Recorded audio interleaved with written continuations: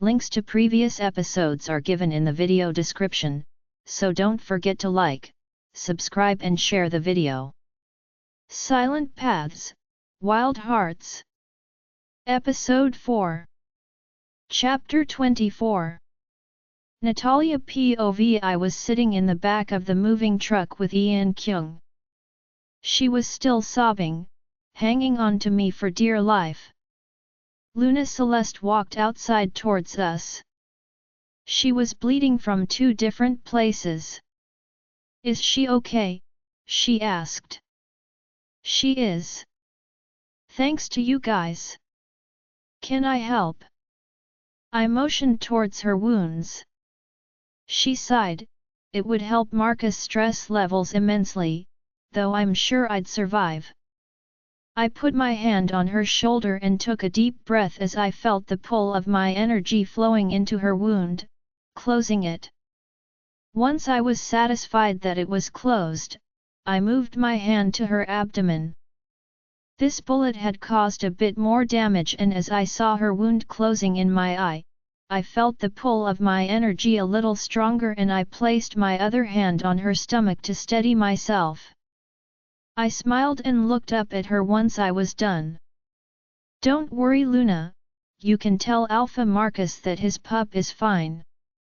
The bullet didn't go hit your uterus." I saw her eyes go wide at my words. "Did you not know yet?" She opened her mouth to say something when we heard a gun moved and someone yelling. Alpha Marcus jumped in front of Luna Celeste as I heard the sound of an automatic weapon go off. I shielded Ian Kyung with my body and I felt 2 bullets hit my back before I felt a body behind me and the bullets stopped hitting me. I felt the hairs on my arms stand on end before there was a pop, a horrifying scream, and shortly after, I felt a body fall behind me. I turned around and I felt my heart stop when I saw Helios lying on the floor. He was unconscious, his body was bleeding from at least a dozen bullet holes. I could hear his heart beating sluggishly. Panic filled my brain and I stood frozen while Hestia howled in my head. "Heal him! Heal mate!" she demanded. I crawled over to him. My own wounds were slowly closing because I was already tired and drained from healing Luna Celeste and Ian Kyung's exhaustion earlier. I put my hands on one of the bullet holes nearest to his heart. It had splintered into several fragments. One of those fragments had nicked his heart. I poured all of my energy into expelling the fragments from his body and healing the damage. When he still didn't wake, I moved to the next one. My body was exhausted but I couldn't lose him. I dimly realized while I tried to stop him from dying that rejecting him wasn't something I could do anymore. I was already in love with him. I couldn't let him die. "Come on," I whispered desperately, as I felt the first tears fall from my eyes. I put my hand over his heart after the second bullet fell out and the wound healed. It was still beating slowly. "Natalia, stop," Gonzalo said. "No, he's still not stable," I said, as I put my hand over another bullet hole. This one had destroyed his liver. "Nat, please. You look like you're about to faint," Celeste said. I felt a hand try to pull me back but I snarled at them. "Mine," I growled without looking at them. I heard the owner of the hand take a step back. I healed that wound and went to the next one, but as I tried to shift, my hand slipped in the pool of blood and my head hit the floor. Darkness took me. My last thought as I passed out was that I had failed him. I hadn't been able to save my mate. I was on a platform. I looked up to see her looking down on me, but before I could say anything, the platform disappeared and I fell into the void. I groan as I wake. I hate it when that happens. I open my eyes and I'm in a bedroom. The fight must be over. I tried to pull upwards and I felt sparks explode on my left arm. I look over to my left and my stomach drops. Helios is unconscious next to me. His chest is covered in bandages, blood soaked through the wraps on some parts. Hestia howled in my head and my heart clenched. I looked up at his face. He really was handsome. He looked like he had come out of a 1970s novella or black and white film. I couldn't help myself. I let my hand lightly trace down the side of his face. I placed my hand on his cheek and my stomach fluttered as he leaned into my hand. I looked at his eyes and confirmed he was still asleep. I could hear his heart beating slow and steady. Heal him. Heal our mate. Hestia begged me. You don't have to beg me, Hestia. I don't think I can stay away from him anymore. I told her. We deserve to be happy, Nat. It is just temporary. You know that. The inevitable will come and we will have to learn to live without him. I think this one will break us. I felt my breath hitch at my own words, my eyes were stinging with tears I refused to shed. We can't think that far ahead. We can cherish the time we have. For now, let's heal our mate. The rest we will figure out. I got up on my knees. I bent down and gave his lips a light kiss before I let one claw extend and I cut off the bandages. The wounds on the left side of his body looked like they were healing faster than the right. The mate bond, Hestia said as I put my hand on the first bullet wound on the right side of his abdomen. We let our energy flow into his wound. The bullets had been pulled out so the pull was less. I finished his entire abdomen and had started sweating. There were only 4 more bullet wounds on the top of his torso. I went to put my hands on his top right shoulder when his hand caught my wrist. I looked at his face, startled out of my thoughts. His eyes locked on mine and I got lost in their chocolatey depths. He started breathing heavily and I felt my body respond as his chest grazed mine as he heaved. I tried to touch his chest. I wanted to touch him. I wanted to tell him he was my mate. I wanted to tell him that I didn't think he was a monster. I was the monster, for thinking I could fight falling in love with a man like him. For hurting him, trying to protect myself from loving him. I just looked at him though, my mind was going a mile a minute and nowhere at the same time. My eyes flickered to his lips for a moment. I saw his eyes darken with lust when I looked back up to him, but still he didn't move. I thought back to what Luna Celeste said and understood why he didn't make a move. So I did. I lifted my head and touched my lips to his. I felt his whole body begin to shake. I fell back onto the bed and licked my lips. His eyes zoned in on the action. Helios, I begged him. He moaned and I felt his hips grind on mine. His teeth grazed against my neck before he lifted his face. He kissed my lips again before he looked into my eyes. You can say no. Tell me to walk away now. If you don't want this. Natalia, it was sweet of him to give me an out. The look in his eyes did something to my heart and I believed he would stop if I asked him. But I was tired of fighting myself, my wolf and the bond. I didn't want to fight my attraction to him anymore. I wanted this. I want this, I said as I lifted my head again. I kissed him, and took his bottom lip between my teeth and pulled us both down to the bed. His eyes widened in surprise. He tried to get up but I pushed him back down with one hand. You had your fun, now I get to have mine. I could still taste him.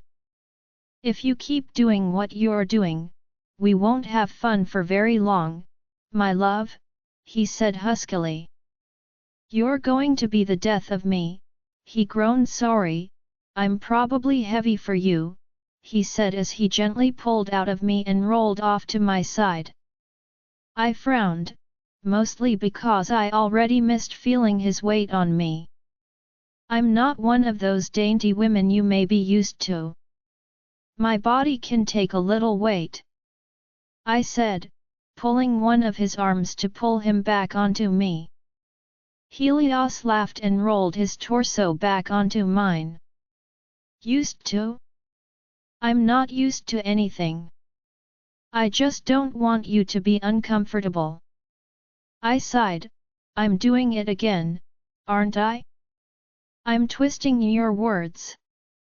That seems to be your default mode. He kissed my lips softly. I've been alone for a long time, Helios. I don't know how to make relationships. There's a reason I live in the middle of nowhere. Relationships don't work for me. I regretted the words the moment they came out of my mouth. His smile dropped for a moment, before he shot his face back into a smile that didn't quite reach his eyes anymore. It's okay. It doesn't have to mean anything. I should go shower. The others will be coming to check on us soon. His voice was soft, but devoid of any emotion as he stood up and walked towards his shower. I stayed in bed for a minute, watching him walking away. Hestia growled in my head as I sat up on the bed and put on my leggings and my shirt. Go to him. You hurt his feelings, she said. I didn't mean to. It's been too long, Hestia, I don't know what I'm doing anymore. I confessed to her. Start by telling him you didn't mean it the way it came out. It's time he knew who we are, what we are to him. She told me. I started making my way around the bed towards his bathroom when I heard the door open. Nat. You're awake. I sighed. I turned and smiled at Ian Kyung, who rushed towards me and hugged me. I guess the conversation would have to wait. Again. Helios POV. I've been alone for a long time, Helios. I don't know how to do relationships. There's a reason I live in the middle of nowhere. Relationships don't work for me, she said. I felt my heart shatter at her words. It's okay. It doesn't have to mean anything. I should go shower. The others will be coming to check on us soon, I lied, and walked into the bathroom. I turned on the shower and looked in the mirror. There were still 2 bullet wounds that hadn't closed altogether, but they didn't hurt. Natalia must have healed me. My own body never healed this fast on its own. I went in the shower, letting the hot water wash away the hurt. I don't know why I thought she felt the same way I did when she told me she wanted me. I guess I was still stuck in another century. I don't know for how long I was in the shower, lost in my own thoughts, when I heard a knock on the door. Helios, are you okay? Celeste is worried, Marcus' voice came through the door. I'll be right out. Did everyone get out okay? I asked him as I quickly washed my body, turned off the shower head, doing my best to build some walls around my heart so I could face Natalia again. Yep, we're all fine. Come down to the kitchen when you're ready. We'll debrief. I heard the door close behind Marcus. I put on a pair of jeans and a shirt and headed downstairs. I slowed my steps as I heard voices talking from the living room. I need to get them home. Their parents must be going out of their minds. Can Evergreen get us some passports? The sooner the better. I want this over with. They've already been through so much. I froze on the steps. Natalia's beautiful voice was like a dagger. She already wanted to leave. I struggled to keep the whimsy walls from crumbling around myself and schooled my face from the pain I was feeling and finished walking down the stairs. They all turned to look at me. They were sitting on the couches. Natalia had an arm wrapped around the young girl. She looked like she'd also showered and changed. I avoided making eye contact with her. I was so worried, Celeste said as she got up and hugged me. I chuckled as I hugged her back, touched by her concern. You know you've given me worse beatings, I teased her. But none of that was bullets. You were out for 2 days, she said stubbornly. That last bit was news to me. What happened after I was out? I sat down across from Natalia, still avoiding her gaze. Natalia, let's leave Marcus to the recap. Evergreen will have those passports ready tomorrow. He is already back in Crescent Moon working on them since yesterday. I want to get Ian some things to take home with her. I felt my heart constrict at her words. I didn't know whether to be happy that I don't have to spend time pining for her while she's here, or just hurt, that I had finally fallen in love and would lose her before I even had a chance to win her heart. Yeah, okay, Natalia said and got up and walked past me. Her leg brushed my knee and I could feel that same static electricity shock me. I could feel her trying to make eye contact with me, but I just kept my attention on the TV that was connected to Marcus' laptop. It was some sort of video feed. Take Gabriel, Tulai. Marcus said, kissing Celeste on the lips. Celeste nodded before she turned to me. Helios, we're going to borrow a car. Sure, grab whatever you want. The keys are against the wall, I said as I turned back to the feed. Is this an old feed? I asked Marcus. No, it's Liv, he answered. But isn't that the bear shifter we rescued? Marcus sighed. No, it's a different one. Where is this one from? That's what we're trying to figure out. Sit, I'll start from the beginning, he said as he handed me a coffee and a Tupperware full of toasted coconut cookies. I took it, smirking at him. He shrugged and smiled. Celeste bakes when she's stressed. So, after you passed out from taking like a dozen bullets, he started and I laughed. You know I'm immortal, Marcus. I may heal slower than you, but it won't kill me. Yes, well, it was still not easy to watch. We thought Natalia had died trying to heal you. Celeste had to drag her away from you even after she passed out. Her power was still working while she was unconscious. I could have sworn I heard her heart stop, but then it just seemed to start on its own a few beats later. Did you and Celeste get hit? I asked him, hoping he didn't hear how my heart rate sped up. I took one to the shoulder, but it healed fairly quickly. Celeste was thankfully okay. The guard? I asked, trying to remember, but all I could hear in my head was a scream.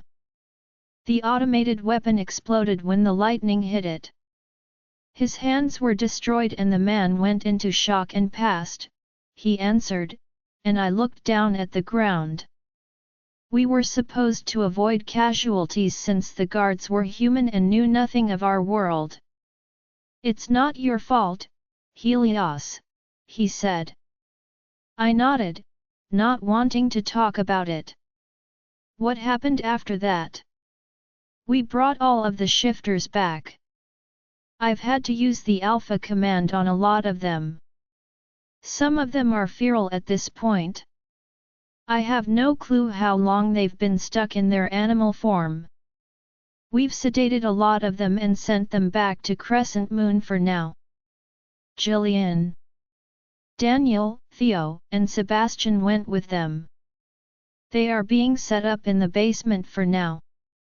We'll try to get them home when we're able to get them speaking. Gonzalo had some business to take care of at the office, but I texted him that you were awake. It's Wednesday? I asked. When he nodded, I continued, we had a potential client coming in for a meeting. I looked back at the feed. What's this then? Oh yes. Evergreen deleted the camera footage and installed his malware. When we got back, he monitored the situation. They didn't call any police and, as far as we can tell, they can't really do anything without giving themselves away.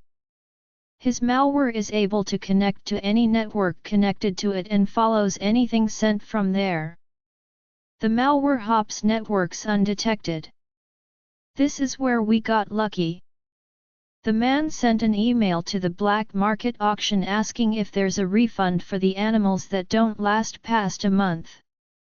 That got us a connection to the black market network. There's a lot of data to go through, but this is the part that concerns us.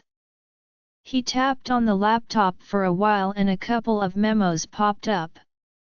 I read them silently, my rage building. They pay more for shifters because they are bigger than normal animals. The bigger they are, the more enticing they look at the auctions. That's insane. They are condemning shifters to a life as show animals for a bigger profit? What kind of sick individual does that? I said with disgust. We're still trying to figure that out, but they don't just know about us, Helios, Marcus said ominously as he pulled up another feed. They are experimenting on shifters. There are tons of cages that we can only assume are all shifters. We watched in silence for a long time and I slowly got up and paced as I watched as they pulled one shifter from the cages, and took them to a weird-looking cage. It's long and rectangular in shape. It's only tall enough to shift. I watched as they put the animal in the cage. They began electrocuting, prodding, and torturing, measuring its endurance, healing. They would force it to shift halfway and then force them to maintain the half shift. I could feel my anger radiating from me. Fire was burning in my veins. They switched my attention to another camera. This one was in a room. They had a man strapped to a bed with machines and electrodes. A doctor came in and injected something straight into the man's heart. He exited the room quickly and you could see him taking notes from a window on the side of the room. The man on the bed started seizing and fur started sprouting from his body. I saw his snout elongated before he flatlined. What is that? I asked Marcus. My eyes were glued to the dead man in the feed. We think they are trying to make shifters. We've seen them inject that substance 3 times in the last 2 days. Evergreen has found some files but is struggling to retrieve them without triggering the encrypted security measures. I looked at Marcus, my eyes widening in horror as I processed his words. We need to take these people down. I agree, there's just one problem. These were saved to a network server and we have access to the live feed, but while we're connected to the network, we can't figure out where this place is. Every computer have their location settings removed. The entire network is off-grid. We need a smart device to connect to the network so we can use it to pin its location. We're at a dead end right now, he growled. I put my hand through my hair. How long has this been going on without anyone finding out? Marcus put the live feed back on and we sat in silence for a few minutes as we pondered the enormity of what we had found. Your council. Have they been informed? I asked. No, we don't have enough information yet. We're still processing this ourselves, he said. We need to find a way to help these people. I thought my path was to help Natalia and her friends, but I'm beginning to understand this is bigger than even them. I looked at Marcus. I could really use some help to know where I'm supposed to go from here. Any details you can share on this vision of Celeste's? I wish I could. The vision Celeste keeps getting is the outcome of your path, not the in-between. Any other snippets of information that we get are what Selene passes on to Kara. We're just playing telephone from there. I leaned back on the couch and looked up at the ceiling. A little help would be nice, I thought. Marcus' phone rang and I thought maybe it was the answer to my prayer. Hoped rather. I held my breath as Marcus answered. Okay Tulai. See you in a bit. Love you, he said and hung up. Celeste and Natalia are on their way back. Gonzalo called her and he was running late, so she picked up some Indian food. She's been on a weird kick for it, so I hope you like Indian, he said and I let out my breath. So much for that hope. I heard a phone ring. Is that yours? Marcus asked. I got up and followed the sound to find the burner we used for the black market auctions still plugged into the wall. Hello. I picked up before it went to voicemail. Mr. De La Luz. This is Dreeker from the auction.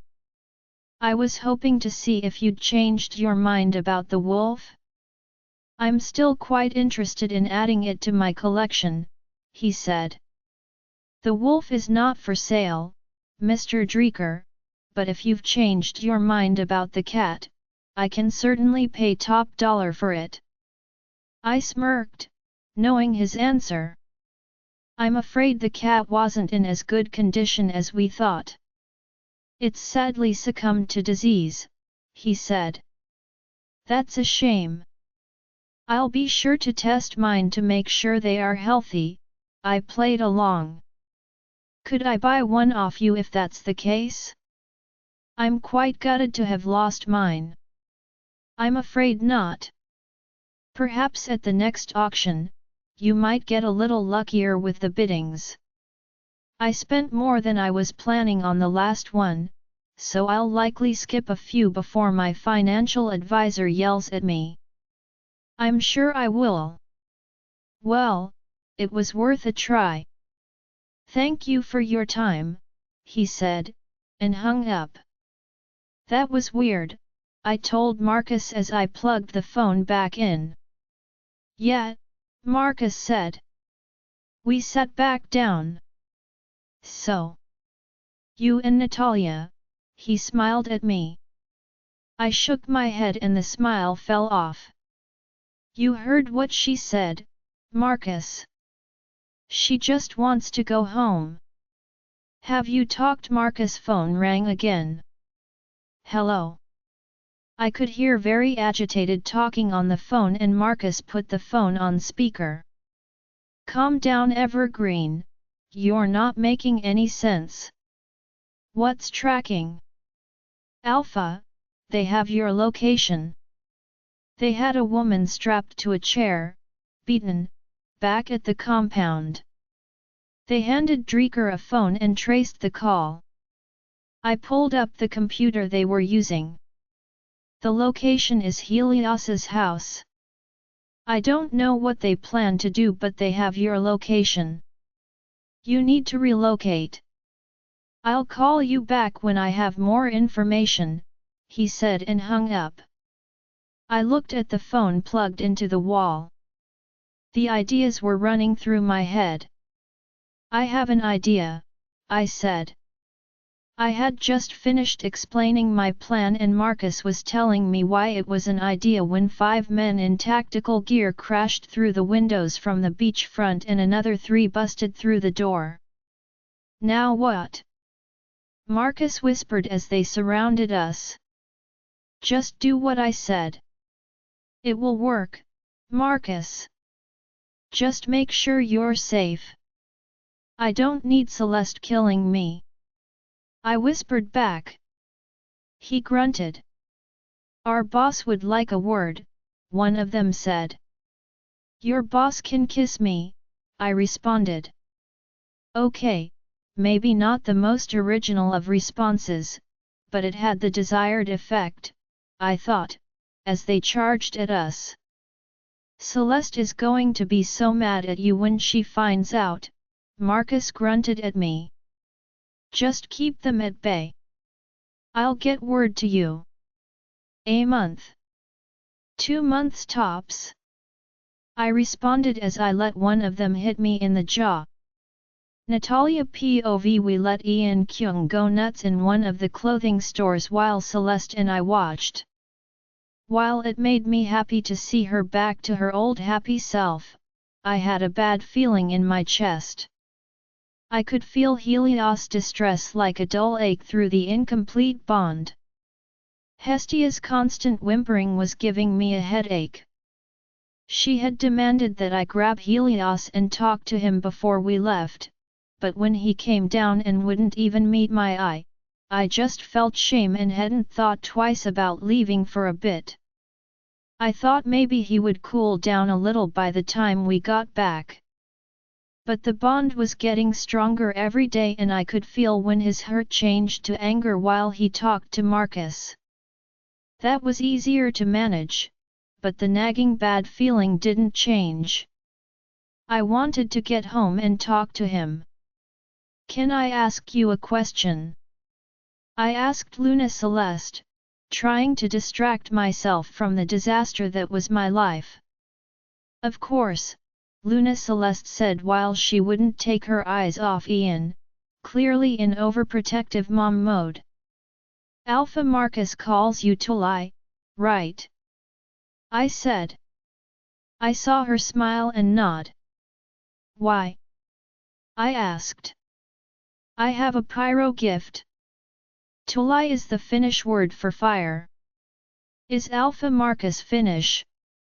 I asked her. It was starting to make sense now. Yes, his great-grandfather. Why? She asked. Oh, it's nothing. Your explanation makes more sense than mine, I started chuckling. What did you think it means? She asked curiously. I couldn't stop chuckling. You sure you want to know, Luna Celeste? You can just call me Celeste, and I think I do want to know, she insisted. Well, I started and had to stop, the giggles were just too much. I spent about 7 years in the Philippines. Tulay means something else in Tagalog. What does it mean in Tagalog? She narrowed her eyes at me. It's, oh goddess, please don't hate me. I gripped my stomach. Tulay is the Filipino rite of male circumcision, I finished. I looked at her face and I saw her jaw drop and shock filled her face. Gabriel started chuckling behind her and then Celeste started laughing. Full-on giggles where she ended up holding her stomach while crouching on the floor, holding on to the chair behind us. We were both crying laughing 5 minutes later. She just kept repeating the same phrases over and over. Oh goddess! My little circumcision, she said in what seemed to be Alpha Marcus' voice and laughed harder. I love you, circumcision. She hit the seat cushion as she laughed. People were looking at us now, and even Gabriel was finding it harder to glare menacingly at the people that looked our way. It took her a full 10 minutes before she calmed down, and then she looked me in the eye and just said, "Don't tell Marcus. It would crush him." Before she chuckled a little more. "And you?" she pointed at Gabriel, "not a word to anyone. The boys won't let him live it down if they find out." "Yes, Luna," he chuckled. At around 4:30, we finally left the mall. We stopped at an Indian place for takeout. We got back in the limbo and it was a bit uncomfortable in the back seat, but Gabriel wouldn't let me drive back. I had convinced him to let me drive it to the mall after Helios said we could take any of them. But my driving wasn't up to his safety standards for his Luna, and I think he was rather cramped back here. We were heading back when Celeste grunted. "Gabriel, drive faster. Marcus is hurt," she said. Hestia growled in my head and then I felt a pain in my jaw. Helios was hurt. Were they fighting? From everything I had seen, they seemed fairly close. That could only mean that they were in danger. We turned the corner to his street and I saw a strange black van in front of his house. We were a couple hundred yards away and then, to my horror, we saw 3 men in tactical vests carrying the unconscious body of my mate with another 3 carrying Alpha Marcus. Celeste jumped out of the car before Gabriel had even parked and screamed for her mate. The men dropped Alpha Marcus and I saw him stand up and knock one out with an elbow to the face as he realized his mate was near. I struggled with the car lever from the back seat while Gabriel had to put the car in park.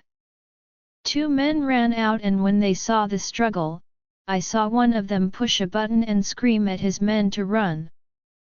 They dumped Helios in the back of the van and I heard and felt the blast of an explosion engulf and destroy the entire house.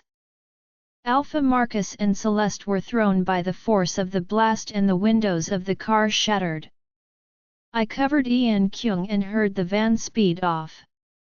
"Stay here," I told her as I ran. I wanted to run after the van but I knew it was futile. I wouldn't be able to catch it and that meant I needed his friends to rescue my mate. I ran to Luna Celeste. I put my hands on her abdomen, my first priority being her pup. I could hear the strong little heartbeat in my mind and feel no damage. I saw her head was bleeding and was going to move to it when she screamed at me. "Marcus! Get Marcus please!" she cried as she swatted away my hands. I ran over to Alpha Marcus. There were 2 other men unconscious or dead nearby. "Gabriel, check the men," I instructed him as I let my gift flow from my hands. There were a lot of 3rd-degree burns to Alpha Marcus' back, being so close to the blast and a piece of wood debris embedded in his leg. "Pull the wood Luna while I heal his back," I told her. She caressed his bruised face before whispering something in his ear. She stood and went over to his leg. She pulled at the hem of her shirt and ripped off a piece of cloth before she wrapped it above the sliver of debris. She sat on top of his calf and pulled. I felt Alpha Marcus groan and stir. "Don't move, Alpha Marcus. I need to heal your back," I said. "Helios." He grunted. "He was taken Alpha," Gabriel answered and Hestia howled in my head. I felt tears flowing down my face but I ignored them. When I was done with his back, I went to his leg quickly. Luna Celeste had kept her hands on it and the mate bond was helping his Alpha Wolf's healing already. When I was satisfied that Alpha Marcus wasn't in danger, I stopped. We should go. I'm sure someone's called the fire department by now, I said. The other two are dead. They look human, Gabriel said as he helped Alpha Marcus get up. Tulai, call Gonzalo. Tell him not to come here. We need to go home so we can find Helios, he said as he limped over to the Lumbo. We got into the back seat. I put Ian Kyung in my lap. We were exiting the neighborhood when we saw the fire department rushing in. Gonzalo is texting me his address. He said we can regroup there, Celeste said after he got done with her call. We drove in silence the 15-minute drive to Gonzalo's flat. He let us into the underground parking and we went up the elevator to the penthouse. We walked in and Gonzalo showed us where the bathroom was before he took the food from us. We all sat in his living room. What happened? He asked. There was worry etched into his face. Helios got a call on a burner phone.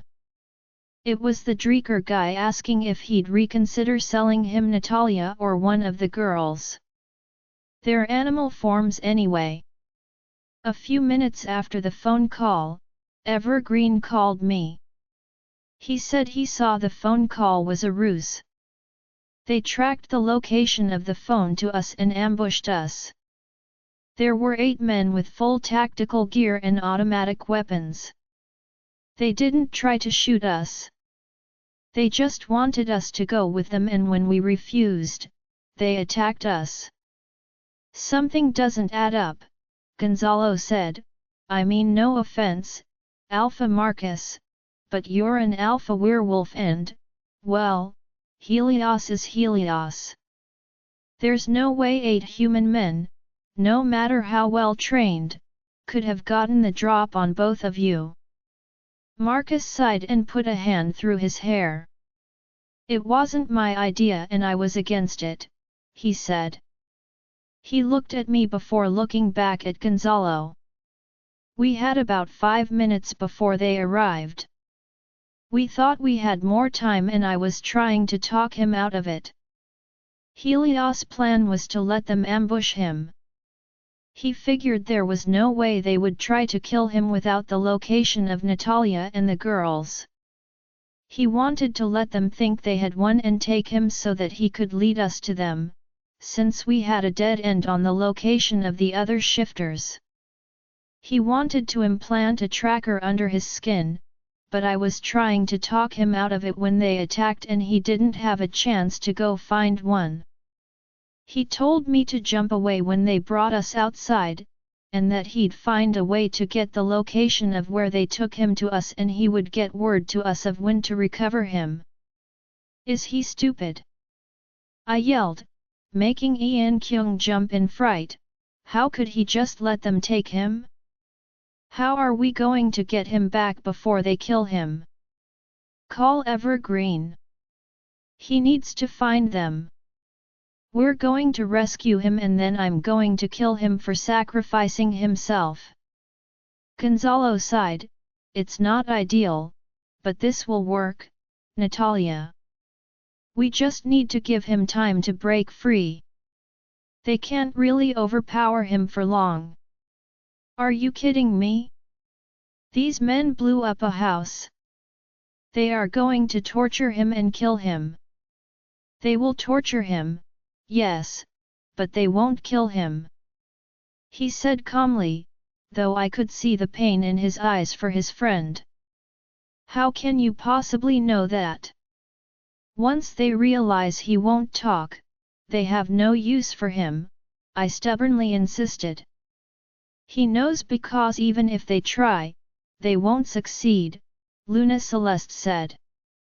What does that mean? I asked. Helios can't be killed. Luna Celeste said. What? I asked. None of this makes sense. To lie, it's not our place to tell her, Marcus warned. She needs to know Marcus. Helios is her mate.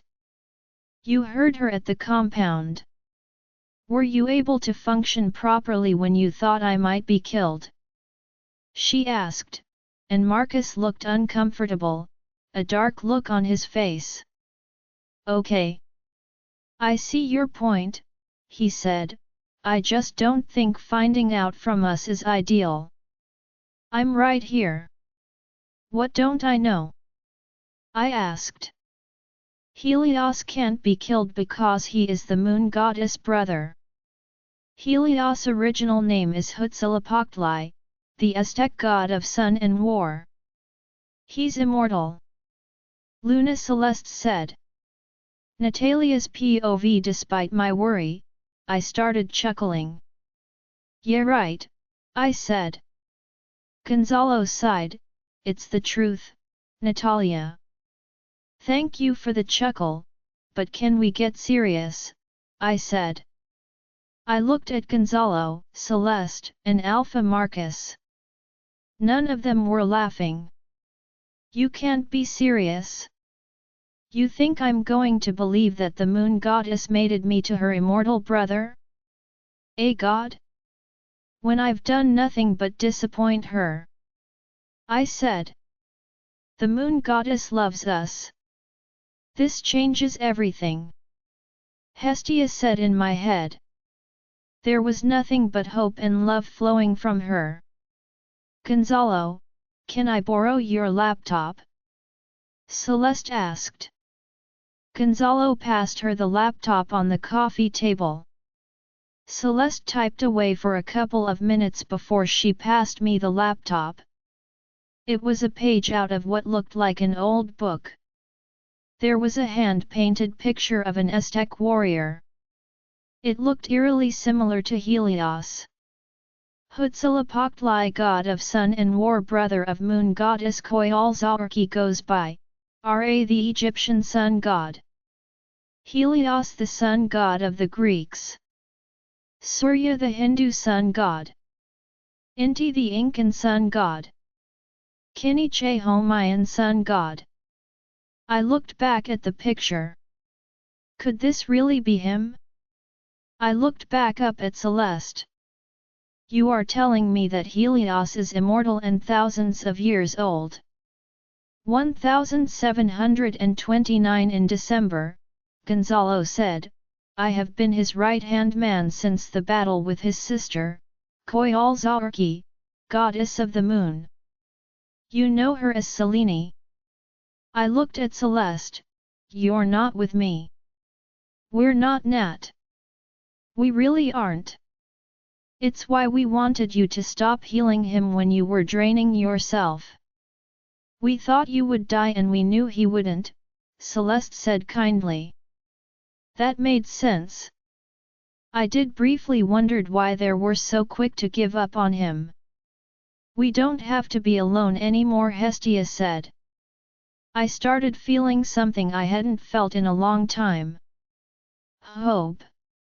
Hope that Selene wasn't punishing me with another mate who would just leave me one day. This was it. The end of my torment and loneliness. The end of regretting that deal we'd made when we were broken. I nodded to myself, lost in my thoughts. I almost end this up, but I had a chance to make things right.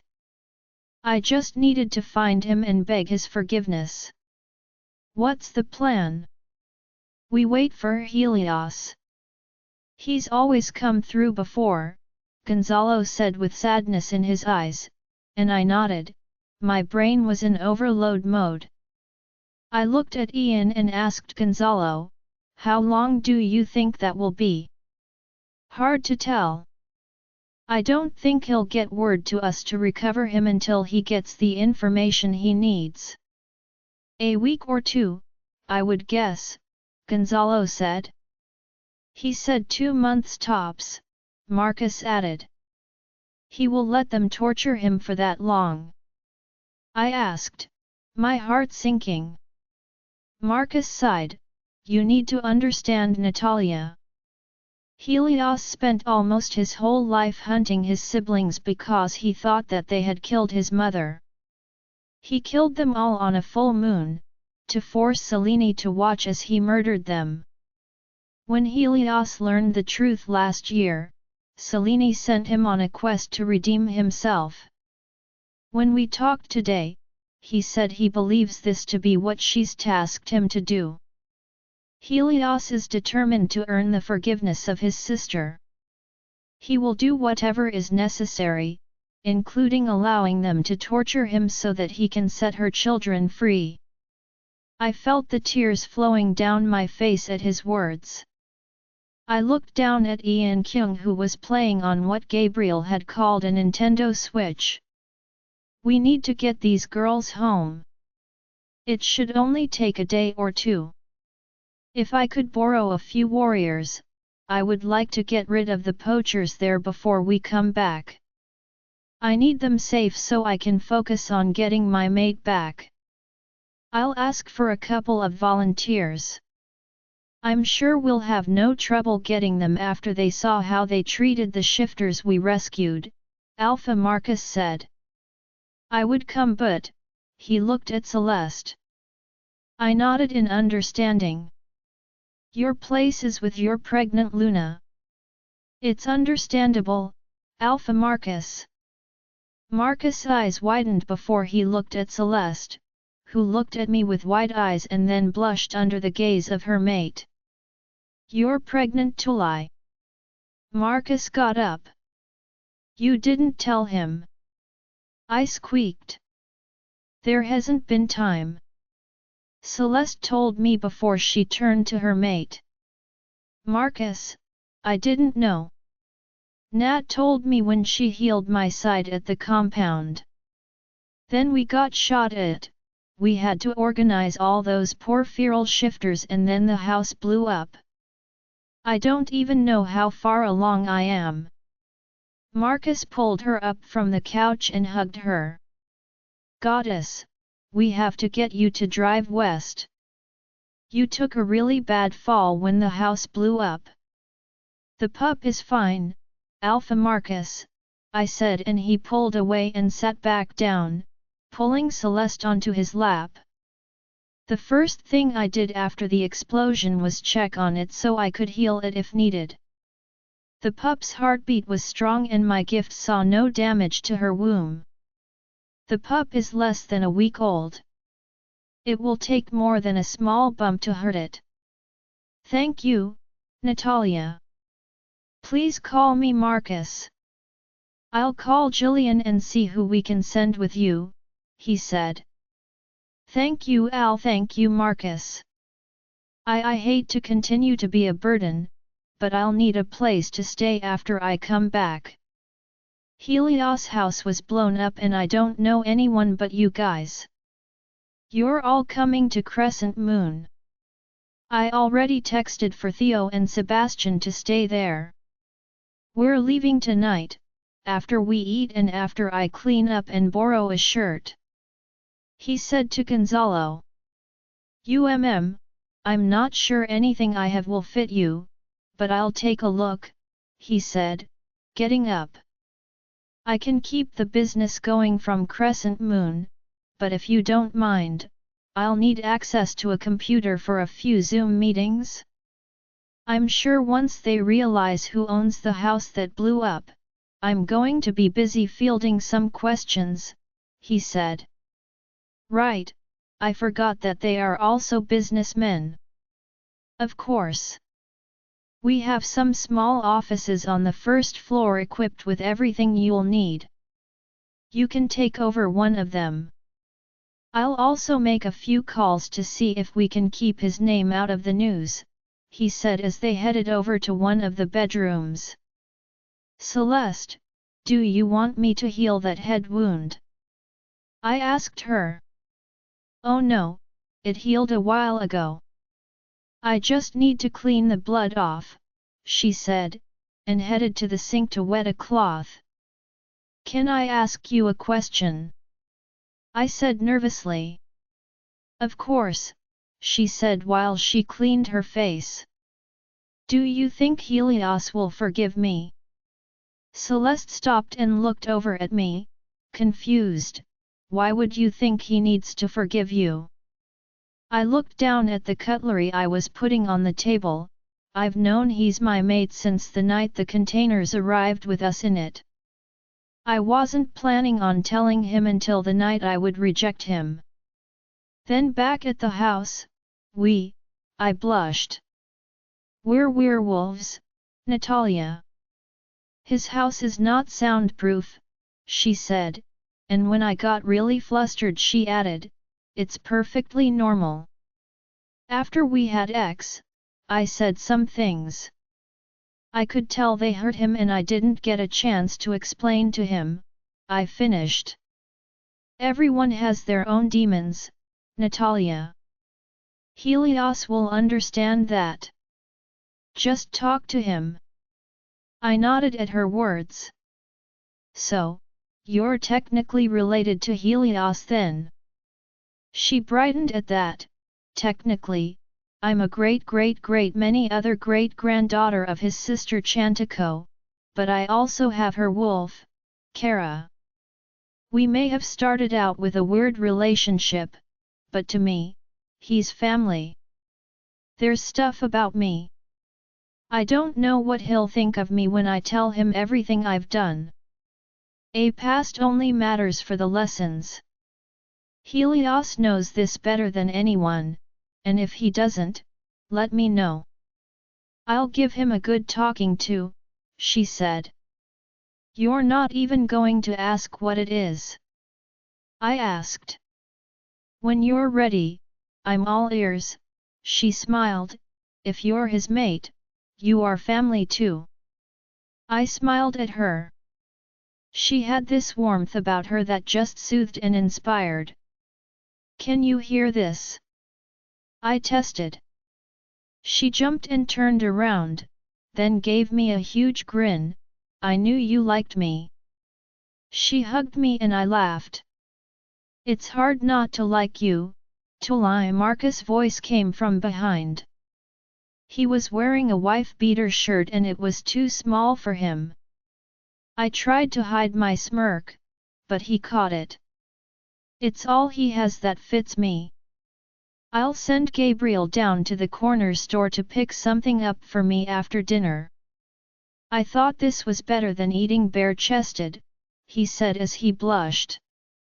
Pardon me for being average-sized, Gonzalo smirked, though honestly, he could pass for a werewolf, though not an alpha. Are you immortal too? I asked Gonzalo halfway through dinner. No, only Helios. We haven't aged since the battle all those years ago, but we can be killed. We never quite figured out how or why. I said thoughtfully. 2 days later. I was in a plane with the girls, and the warriors Zach, Mateo, and 3 others. I kept forgetting their names. I wanted this done as soon as possible in case Helios found a way to contact us. I had started feeling discomfort in different places on my body and I knew they were torturing him. He'd shown up in the live feed Evergreen was plugged into. I don't know what kind of contacts Marcus had pulled, but the house explosion was deemed a gas leak and Evergreen had faked a visa record along with a statement from Gonzalo and the police believed that Helios was abroad at the time of the explosion. They were dealing with the insurance but overall, they had kept his name and picture out of the news feeds. We dropped off Danbai and Siwu first. As expected, their parents cried when they found out their girls were alive. By the time we approached Ian Kyung's parents, they were already running towards us, having been linked by their pack members. They dropped to their knees as they embraced and it brought tears to my eyes. Hawan hugged me and thanked me for keeping my promise. It turned out that once the pack figured out who the poachers were from the cameras, they took matters into their own hands. No one had been taken and the camera feeds were going to be kept open in the woods until they were sure no one else would take their people. In the end, the warriors got a hero's welcome and then helped me pack a few keepsakes I would be taking with me. I said goodbye to Hwan and Ian Kyung and I left them an email that Celeste had helped me set up before we left so that they could reach out if they needed anything. They asked me to stay for a few days, but I was too anxious to enjoy any kind of visit. There was nothing left for me to do here. Maid was home and we needed to find him. We began our return that same night. Natalia POV. It's been almost 3 weeks since Helios was taken. My body was a constant ache that I couldn't even heal because the pain wasn't mine. Celeste had forbidden Evergreen from letting me watch the feed after I'd shifted in anger at a particularly bad torture session. I agreed to her terms when I realized Hestia and I were only mildly in control. I kept trying to function, helping heal, and try to get the rescued shifters to communicate. It was hard. Some of them barely knew how to speak and the few words they would speak, we needed to figure out what language they spoke. I only spoke about 5 languages and 2 of them were the same as what Theo, Sebastian, and Gonzalo spoke. They were much more helpful. The little they'd managed to get out of them was grim. The oldest had been forced to remain in animal form for over 9 years. It was then that I learned that Crescent Moon already had a system in place to help people with trauma. Celeste told me the full story of how they had rescued her friends from Blood Moon and all the work they had done to get them to overcome their trauma and live full lives. I discovered Gamma Maya was one and I even met a few others that worked or lived at the pack house. Things were pretty grim at Crescent Moon. Many of the girls that had gotten help were helping the ones that we had rescued. Something about having help from someone who had received help seemed to resonate with the rescued shifters, but there were also a lot of security measures being taken after a few of them had lost control and hurt one of the girls by accident during their outbursts. There was thankfully no permanent damage and I was able to heal them. Marcus wouldn't let any of the pregnant girls down to the basement anymore. He and Celeste had a huge argument about it and they somehow compromised with Celeste cooking copious amounts of food every day. There were 10 shifters total. 3 wolves, 2 bears, 3 tiger shifters and 2 pumas. One of them had only been taken a year ago, and so was not in as bad a shape as the rest. He was helping the others acclimate and teaching them to communicate in English and was allowed to sleep in his own room on the 2nd floor. I was taking some food down to the basement when I felt a sharp pain in my gut and dropped the food and fell down the stairs. 3 of the shifters went nuts at the sudden noise and shifted. Zach and Mateo were trying to calm them down after one swiped at me, causing a gash in my shoulder. I heard a commotion from upstairs and Celeste ran down to me, followed by Gabriel. "It's not safe, Celeste," I said, "go back upstairs." I grunted. "Enough," Celeste said, and it was the first time I felt her full aura. It was more powerful than other alphas I'd ever felt and somehow gentle. An alpha Luna? I wondered. It was rare, but it also just felt more powerful than that. The 3 shifters submitted to her and whimpered as they felt they had disappointed her. She assured them they were fine and they should take a few calming breaths. I felt a hand on my shoulder and Celeste helped me up. "Let's go make more food," she said, and helped me up the stairs. As we got to the top, Marcus was walking fast towards the door. He sighed with relief when he saw Celeste was safe. "We had a deal," Celeste, he said. Marcus, I was behind 3 guards and a white wolf. I was perfectly safe. I was just getting some scared shifters back under control. All I did was use my Luna voice. Let me breathe, my love. She cooed as she walked to him after helping me sit. One of my ankles was swelling. I looked with envy at the love they shared. I was so close to it and I let it slip through my fingers over worrying about the future. I remembered the pain I felt when I fell. Marcus, I said as I watched him pick up little Corey from the bouncer. He sighed as he seemed to know what I was going to say. They used a stun gun on him. The stomach, right? He asked and I nodded as I felt tears falling from my face. I need to find him. There's so much I need to tell him, I cried. He may need a little time to recover, but with you next to him, he will overcome any trauma. Trust me on that, Celeste said, sitting across from me with little Belarose on her lap. She reached over and squeezed my hand. I was so worried that he would be like the rest that I didn't even think that he would be my salvation.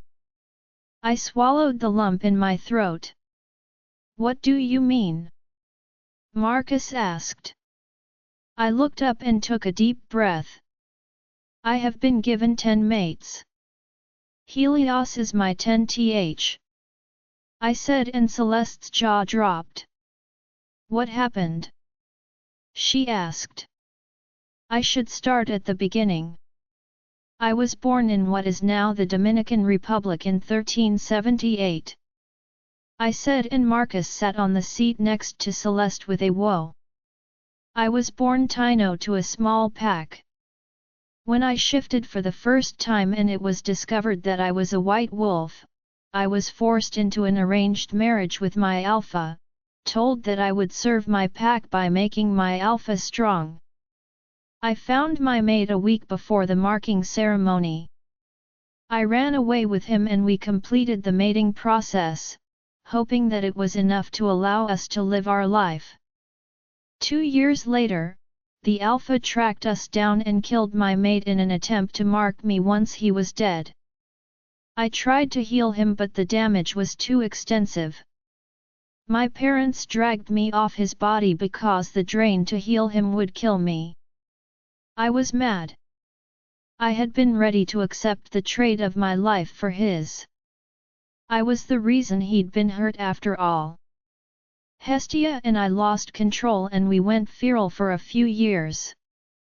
We killed the alpha and all of his warriors, then we spent the next 5 years as a wolf.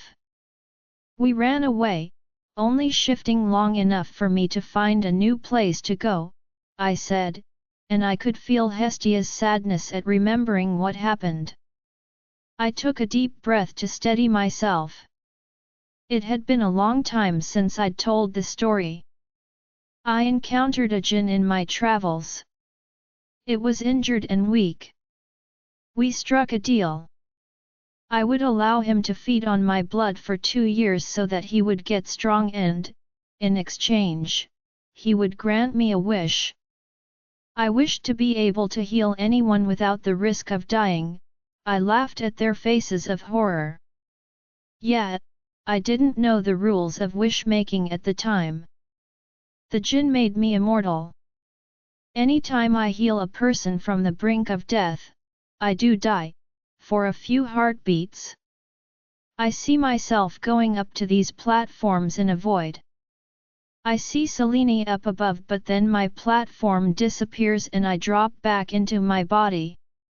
I told you I heard her heart stop, Tulai. Marcus said smugly. Celeste slapped his shoulder and I continued my story. I didn't realize this had happened until I met my second mate. We lived together for about 20 years before I realized that while he and our son were growing older, I was still this. Still stuck looking like I was in my 30s. I watched them live and die. The bond snap I felt when my second mate passed away was excruciating. We almost lost control again. I moved when my son died without a family, and some years later, I found my third mate. I thought I could handle it, but when that bond snapped 50 years later, I slept for almost 10 years. I wanted to die. I refused food and water. It was excruciating, being alive even though your body should be dead. After my third mate died, I rejected the following 4 bonds. Then Selene upped her game.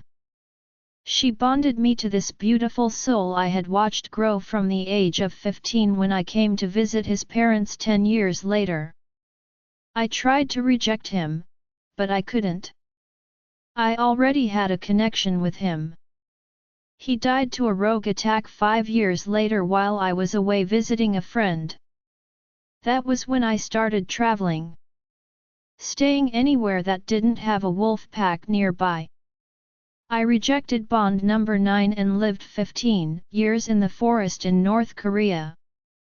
Some years ago, I found myself in South Korea. I met Ian Kyung's parents and stayed.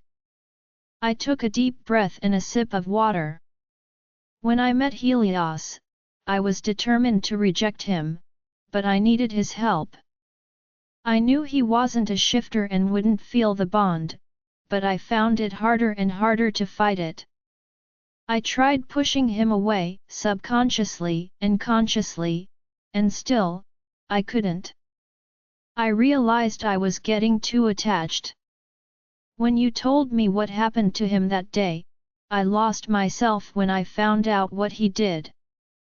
I think that's the night I realized that I was falling in love with him.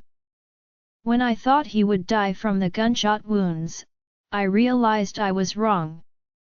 I already loved him. When I told you he was mine, that was the first time I acknowledged to myself that I didn't want to lose him. I looked down at my hands. After we made love that day he was taken. I did my best not to blush. I told him relationships don't work for me. I knew it hurt him and I regretted my words the moment they came out of my mouth, but I never got the chance to tell him I was his mate or how I felt for him. I never got to tell him that I was willing to break again, for a chance to love him. I know you say he's immortal, and I believe you, but every time I feel him get tortured I wonder if I'll ever get the chance. I looked up at both of them. Celeste was crying and Marcus was holding her closer, visibly upset for me. Selene has given me a mate that I won't watch grow old and die without me. This is my chance to finally have someone I belong with that won't leave me. I need to find him and beg him to forgive me. We will find him. I promise. We will make them pay for what they are doing to my brother, Celeste said. Her voice was tinged with authority and fire. Her eyes were black and there was a haze around her. Thank you, Kara, I said. Loves, deep breath please. You're going to set the table on fire. Marcus held her closer and I saw as she took deep breaths from her mate's scent and the haze disappeared. Sorry, I said apologetically. Don't be. What happened to you wasn't fair, but I'm glad you are who you are. You're perfect for each other, she said, and I laughed. Helios POV I don't know how long I have been here. Weeks, at least. It's hard to keep track of time when you spend half of it passed out. I was being tortured every day. Each time I was tempted to break out of my restraints or summon my staff and get out of this place, I saw Natalia in my head. I saw her wolf the night she was taken out of that container. I heard her howl in my head. I wouldn't let anyone else go through what she went through. I slowly gathered information as they talked around me. I even asked some questions during my torture. At first, I got nothing back, but as time went on and they didn't think I would leave this place alive, they got chatty. This operation was bigger than I thought. It wasn't just this place. This was one of many. The operation was mostly funded by black market sales, research being the main goal. They were trying to make shifters to sell and use them as their own personal army. I had not gotten any other information from them in a while, so I think it's time to plan my way out. I knew what to do, I just needed to find the right person in the right set of circumstances. I had to wait another 3 days before the opportunity presented itself and the guard that was kinder was on shift. When I was alone with him, I pleaded, "Hey, I need to know. Did my little girl die in the explosion?" "What?" He looked taken aback at my words. I let tears come to my eyes. It wasn't as hard as I thought it would be, considering how I left things with Natalia. I just had to remember that she was probably already home, far away from me. My little girl. She was sleeping in the house when they came for me. I need to know if she is okay. Come on, man, I need to know. Just look on your phone for me. I know I'm not making it out of here. I just need to know she's okay.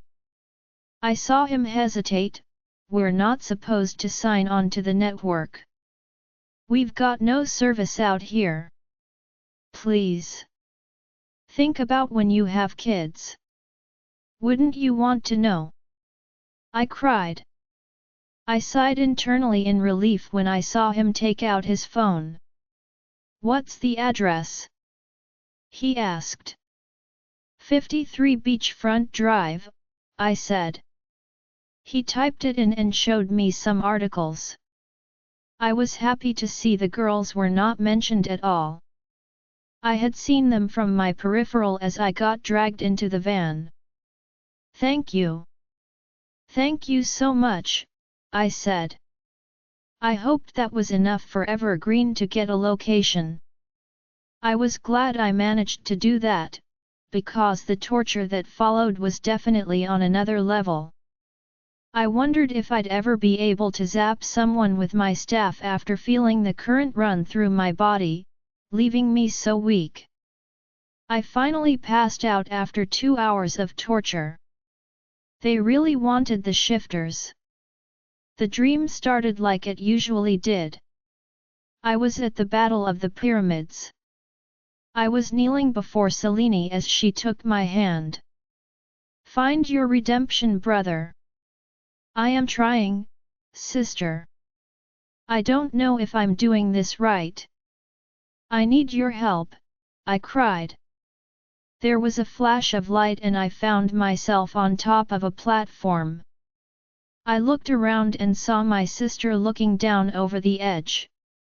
She turned around and smiled at me. Hello, brother. You look a little worse for wear, she said, and called me over with her hand. I looked over the platform and noticed she was looking down at one that had some golden mist around it. In the middle, was me. I was back at the lab with the other shifters. They were putting me back in the cage. I was unconscious. I had lost some weight and I had dried blood in many places. I sighed, will it work at least? She smiled and nodded. Evergreen is letting the gang know as we speak. I'm so sorry, she said, and I saw the sadness in her smile. For what? When I sent you to find your redemption, I knew these shifters needed help, but I didn't want to see you like this. I can only set things in motion. I can't really influence what happens from up here. I didn't expect this to start with your torture. Her choice of words didn't go unnoticed. So, then I'm right, this is just starting. I'm afraid so. As you've discovered, this is just one branch of a much bigger operation. These people have been hurting my children for 3 decades now. They have massive connections in the world and operate without scruples. No one says no. Everyone looks the other way. They need to be stopped. Any tips on how to find them? I asked hopefully. She laughed. I have already given you everything you need. Trust those around you. Open yourself to them and they will help you. She grabbed my hand, but I do have a few more things for you. Both are choices you have to make or accept, but I think you'll find only one of them will be a hard choice. It's the one I'll need you to answer before I send you back down. The second can be something you decide with your people. You're very cryptic, Selene. Has anyone told you that before? I complained. Kara does, and often. She hates that she's only allowed to tell Celeste some things.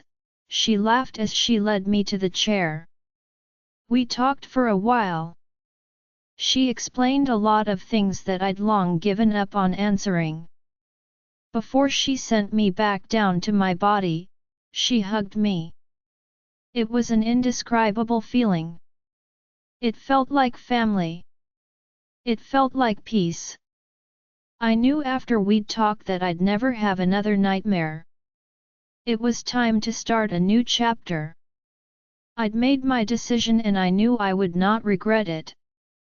I woke up some time later. I briefly wondered if it had just been a dream, but I felt lighter, better, and even though I'd had no strength before, I felt like I'd gotten the best sleep of my life. My wounds were healing and I could feel that things were about to change. I sat on the floor of my cage and decided to meditate. I had to wait until my friends arrived. I could feel the charge of electricity at my fingertips, ready to summon my staff. There was a loud pop and the lights went out. I smiled. It was time. I started hearing people running towards the entrance. There were screams and shots everywhere. I summoned my staff, ready to break out. Get me out of this place. I heard a man in the darkness. My friends are here. They will get us out. Just hang tight, I answered. We gotta get out of this cage. He said. Just a few minutes, guys. I couldn't break out of this cage myself. It was a regular padlock. You have the strength, break the padlock. He said. I'll try, but I'm not sure I'm strong enough, I said as I walked to the padlock. Helios. I heard the most beautiful voice and froze. One I wasn't sure I would hear again. I had expected her to be back home in South Korea. Natalia. I linked back. Oh, thank goddess. I didn't know if it would work. You wouldn't even look at me the last time we spoke. How is this possible? I asked. I remember she said she could, but she had said she needed an emotional connection. You said you didn't want a relationship. Really? You want to have this conversation here?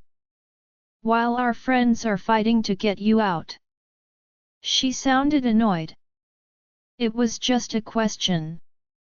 You made it clear you didn't want me, so how are you able to link me? I responded, equally annoyed. One of the shifters was panting nearby. It was distracting. I love you, I was just scared. Now I hope you're not close to the garage door, and I no longer feel bad for doing this, she said and cut the mind link. My heart raced at her words and I was about to wonder what she meant to do when I heard tires squealing and then the sound of metal creaking and breaking. The light of a setting sun flittered through the hole in the garage door and, to my horror, I realized what she meant. You crashed my limited edition Lamborghini into the garage on purpose? What kind of monster does that? I yelled as I saw Natalia exiting through the door with several wolves filtering in through the hole in the garage wall. I could not fail to notice how good she looked in her tight black jeans and black tank top. Those hips were swaying from side to side as she walked over to open the bars of the cage. She smelled of passion fruit and flan. That's the thanks I get for coming to rescue you? I should leave you in this cage until the fight is over so you miss out on all the fun, she taunted. I re-summoned my staff and zapped the man that came in through the door and aimed at her back with a handgun. I guess I could still zap people despite having felt it, I thought to myself. I smirked at her startled expression and she rolled her eyes at me as she walked over to the padlock. She inserted a little contraption into the lock. What's that? I asked her. Evergreen called it a universal key. It shapes itself into the key shape when we press this button and lets us open any lock. Nice. I was just going to try to break it, I said, scratching my neck awkwardly.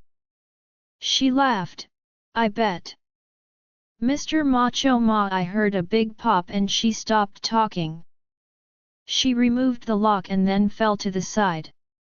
I saw a large blot of blood oozing through her shirt on her back and looked up in horror to see the guard I'd talked to earlier looking at her with his eyes wide open, holding a shotgun. I pushed the gate door open and unleashed a stream of electricity into his being. He went rigid and his hair started to smoke as he fell to the floor, dead. I climbed out of the cage and held her to me. No, no, no, Nat. It's not healing. Why aren't you healing? You can't die on me now, you frustrating woman. You can't heal us, she interrupted me weakly. I can't die. Go help the others. I just need a minute. I blinked. What? She rolled her eyes, grabbed my head and kissed my lips. I'm immortal too.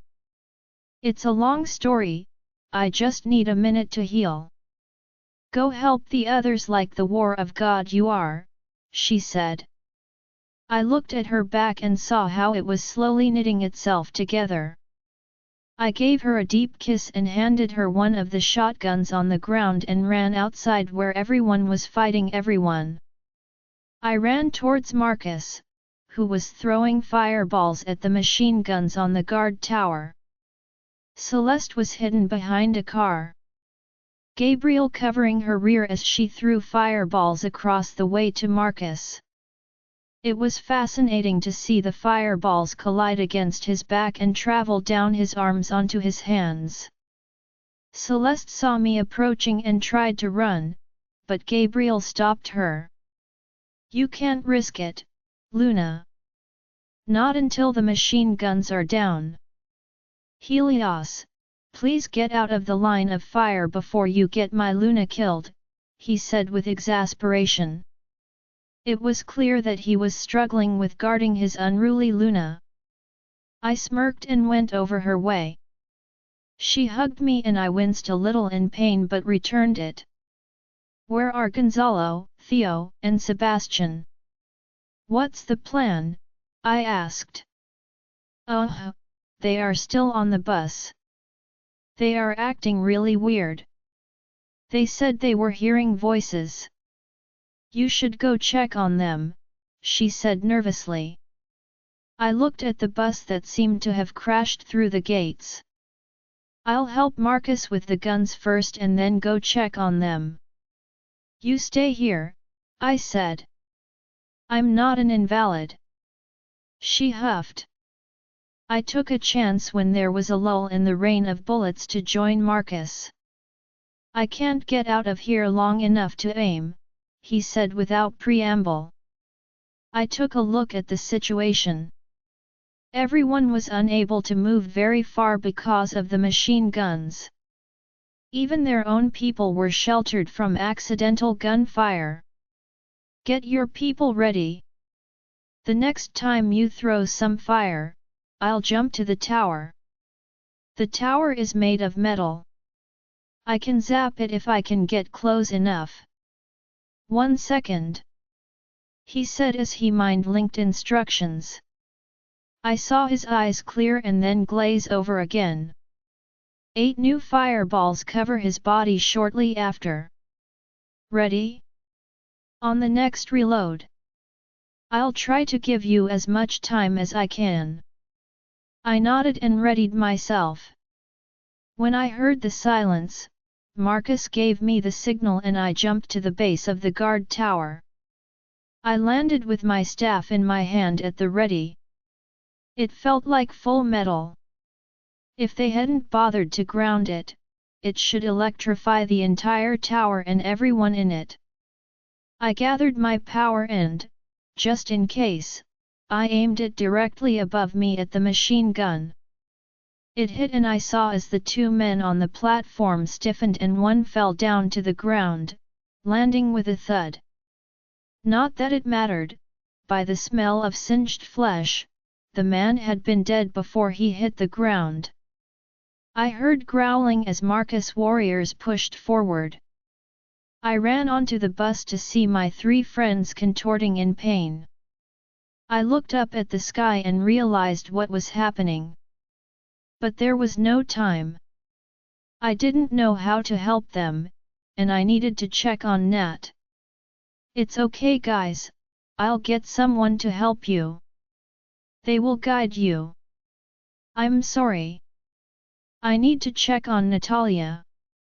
Helios, what's happening to us? Gonzalo said through gritted teeth. I will explain soon. I promise, I said as I made my way down.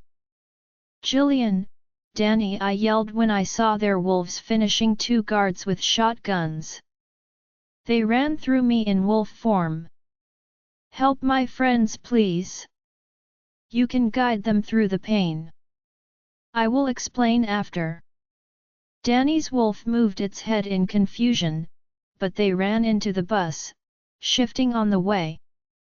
What I heard Danny exclaim and I chuckled.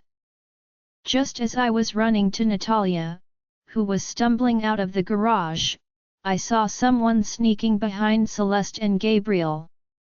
Celeste! I yelled, the need to protect her was so great, I felt my body heat up and my muscles began to seize. Natalia POV. After we got word from Evergreen that we had an address, we all filed onto the airplane within the hour. Celeste was sitting on Marcus, and a few of the warriors were sitting on the floor. There were 30 of us on a plane meant to sit 20. Marcus had to bribe the pilot into flying all of us at once. It took us an hour to get to San Diego. I grabbed Helios Limbo and easily caught up with the bus on the way to Sheep Valley Wilderness. It took us 4 hours from there and then another hour to get to the massive research facility. I had Zach in the car with me and he was mind-linking with Marcus as we approached the gates. They decided to just rush it, since the bus had a bulletproof exterior. We did not expect the 2 machine guns after we ran in.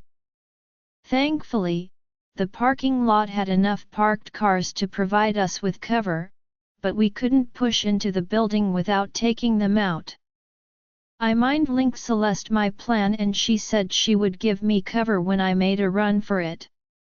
On a chance that I had not end up too royally with Helios, I decided to try to mind-link him. If he was closed off to me, my gift was useful but required an open connection on both sides for it to work. I was relieved when he finally answered me, only for him to make me blurt out that I loved him before I crashed his baby through the garage door. I took great pleasure in irritating him. I could always make it up to him later. Now I was sitting here, trying to breathe through the pain. That guy got me good. I should really have a conversation with Helios about flirting while fighting. I had the shotgun at the ready in case someone else came through the door. It took a few minutes, but I finally felt my back close. I walked out of the broken garage, shotgun in hand. I saw Helios coming towards me. His mouth was beginning to smile when something caught his eye. He turned and yelled as he began running towards Celeste. I raised my shotgun to get the other one coming around the car they hadn't seen yet. I let the shot go and then froze as I saw Helios' upper body explode in fur. His body contorted so quickly that if I hadn't already been looking that way, I would have missed it.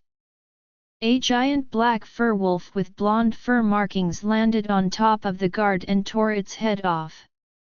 Then he looked towards the guard I had just shot.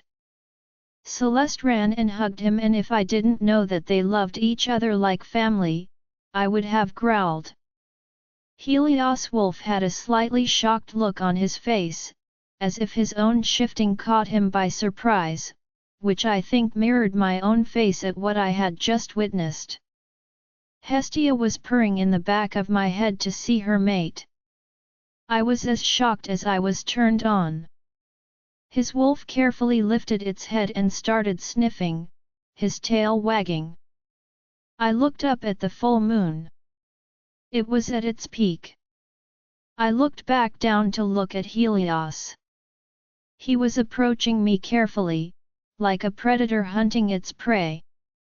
There was a beautiful lightning bolt mark on his head in blonde fur. Mate, the word flittered into my head from Helios, a deeper voice combined with his. I couldn't help the smile that formed on my face or the tears that threatened to fall. I know, I said. How? He asked. It's a long story. So, you keep saying. He finished for me and I could feel his hurt through the bond. I took a step towards him, when I saw 3 wolves stumble out of the bus, followed by a bewildered Danny and Jillian. Helios turned from me and walked towards the wolves without another word. Hestia whimpered and my stomach dropped. He'd called me his love 3 weeks ago. Now he felt the bond, and he had walked away from us. Is he rejecting us? I asked Hestia, pain shooting through my heart at the thought. I don't know, Nat. He sounded upset. She whimpered. I was tempted to ask him, but I was afraid of the answer. He reached the other 3 wolves and changed back. I was once again surprised at how fast he changed back into his human form. How was this happening anyways? I didn't even get a chance to ask him how he was suddenly a wolf.